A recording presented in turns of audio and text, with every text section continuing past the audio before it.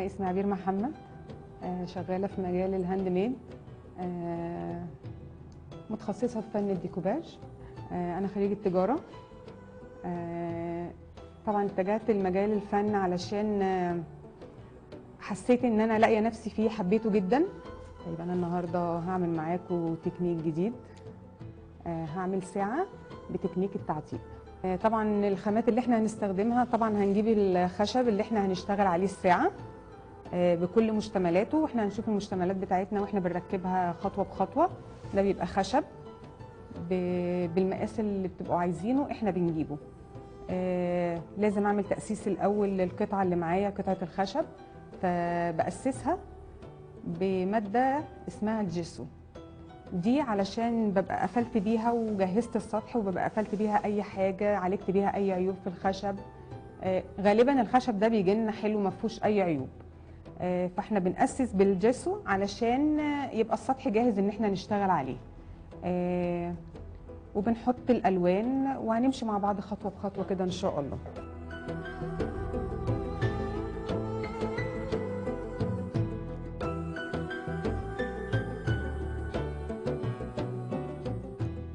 احنا كده خلاص خدنا اول خطوه، ان احنا اسسنا بالجيسو. نشف خلاص ونشفناه بالسشوار. امشي ايدي كده عليه، يعني انا من الناس اللي بحب امشي ايدي على الحاجه كده اهوت، علشان لو حسيت ان في حاجه عاليه، في حاجه كده اهوت، طول الوقت يبقى معايا على طول الصنفار دهيت. اي حاجه بقى، يعني اي حاجه بحسها في الخشب بروح شغاله بيها كده اهو. خلاص انا كده السطح بتاعي جاهز اني احط له المعجون. طبعا انا عامله هنا المعجون، ولازم يبقى متغطي بكيس عشان ما ينشفش. ولما نفتح العلبه لازم قبل ما نقفلها بنحط لها كيس زي دهوت عشان ما تنشفش، وبنديها رشه ميه في الاول. الستنسل بحطه بقى على السطح كده اهوت، اللي انا هعمل عليه الرسمه اللي احنا اخترناها.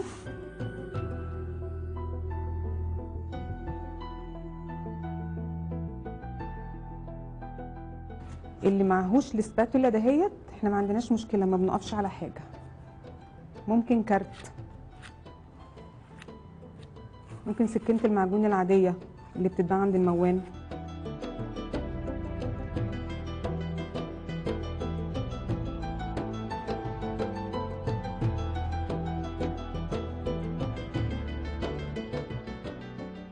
دي الخطوه الثانيه بعد ما شلنا الستنسل، والرسمه اهي اعتقد واضحه.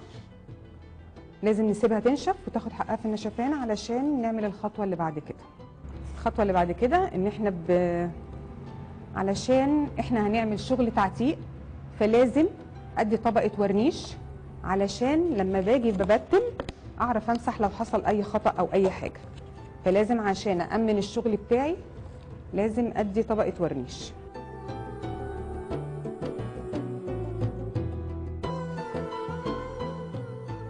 اتاكدنا ان الورنيش نشف، هرجع اكد تاني علشان شغل التعتيق ينجح معاكي. لازم الورنيش علشان بنتفادى اي خطا بيحصل احنا ممكن نعالجه في ساعتها. يعني هو بيديكي طبقه كانها يعني سهل ان انت تمسحيها، مش عايزه اقول كانها بلاستيك، بس سهل ان انت تمسحيها. طبعا احنا النهارده هنشتغل باللون الاخضر الفيروزي.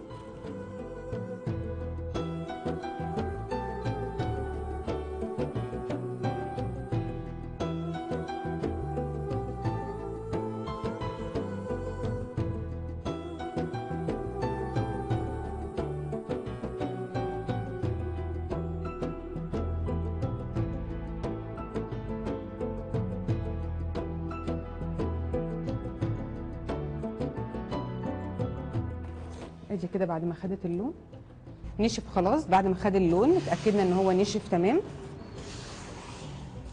نشف خالص. لازم ادي طبقه ورنيش قبل ما ابدا اعمل التعتيق.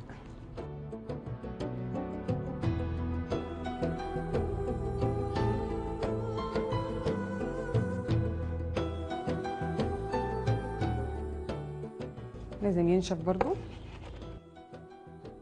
الورنيش نشف اهو، كله بقى ناشف خلاص. السطح بتاعنا نضيفه زي الفل. الخطوه اللي هنعملها دلوقتي هي خطوه التعتيق. عندك ممكن تعتقي باكتر من حاجه، يعني في حاجه اسمها زفتنيوم بنعتق بيها، وفي الباتينا.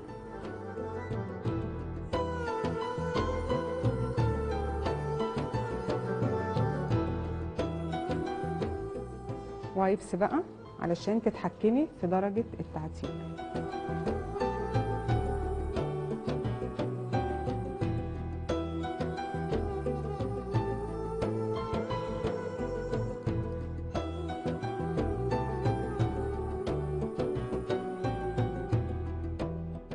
بنغمق الحروف شويه علشان اول حاجه بتبدا يبان عليها انها قديمه، ويبقى حرف اي حاجه.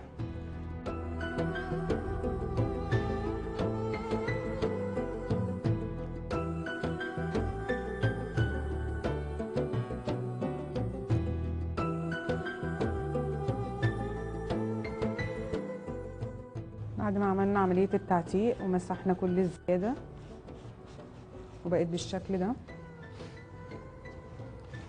في خطوه بقى تانية انت ممكن بتيجي بالسبونج كده بنخفف اللون خالص.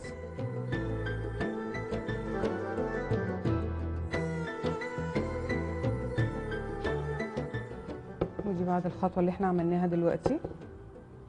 احنا كده خلصنا الساعه، هنسيبها تنشف ونبدأ نلون الأرقام مع بعض. طبعا زي ما أسسنا نفس الخطوات اللي عملناها في الساعة هنا.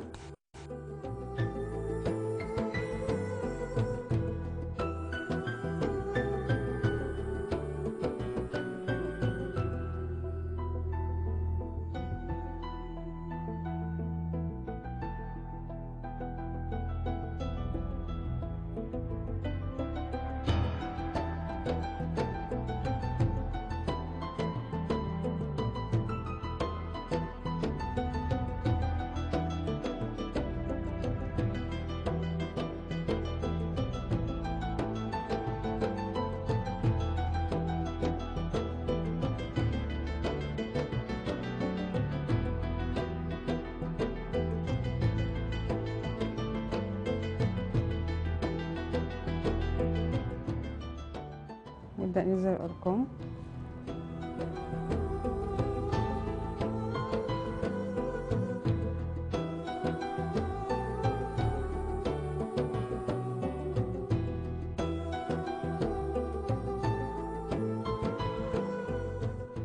خلصنا بقى التعتيق، دلوقتي بنركب المكنة.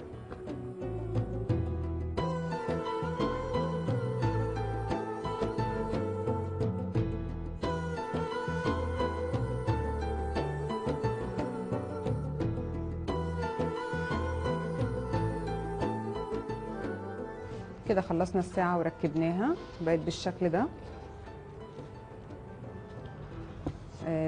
أسسنا بجيسو، حطينا الستنسل، طبعنا بالستنسل، ورنيش، عتقنا، حطينا اللون الأول، بعد الورنيش حطينا اللون، عتقنا، ودهنا الأرقام وعتقناها وركبناها، وبقت في الآخر بالشكل ده.